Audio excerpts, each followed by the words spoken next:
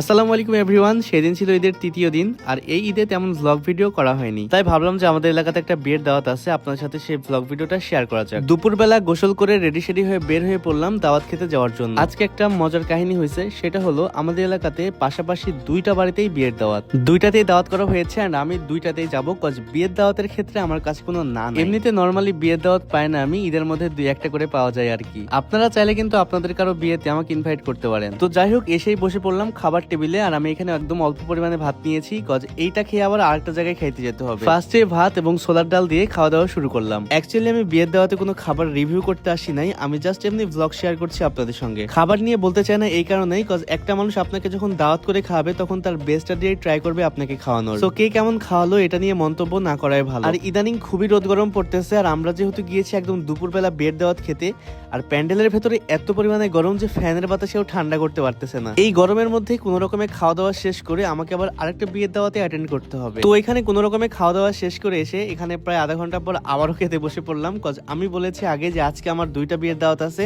And আমি দুইটাতেই attend করব। এই মনে হয় লাইফে ফার্স্ট টাইম একদিনে লাঞ্চে তা আবার দুইটা বিয়ের দাওয়াত খেলাম। এই দাওয়াতটা ছিল একদমই পাশে, মানে দুইটা বিয়ে হচ্ছে একদম পাশাপাশি। এটা হচ্ছে আমাদের এলাকার একটা ফ্রেন্ডের বোনের বিয়ের দাওয়াত। যাই হোক, ওইখানে খাওয়া দাওয়া করে এসে আবার এইখানে এসে বসে পড়লাম খাওয়া দাওয়া করতে। ওই যে একটা কথা আছে না, বিয়ে যে কত মজা গো, শুধু খাওয়ান আর খাওয়ান। আমি বেশি খাইতে পারি নাই, একদম সব খাবারই অল্প অল্প করে নিয়েছি। এখন আপনারা অনেকে আবার সোসা বা স্যাসরাও বলতে পারেন। তো যাই হোক, এখানে খাওয়া দাওয়া শেষ করে আমার ওঠার মতো অবস্থা ছিল না, তো পাশে গিয়ে একটু বসে রেস্ট নিচ্ছিলাম। আর এই ছিল একটা গ্রামের বিয়ের দাওয়াত, একটা মিনি ভ্লগ আপনাদের সাথে শেয়ার করলাম। সবাই ভালো থাকবেন, সুস্থ থাকবেন, আল্লাহ হাফেজ।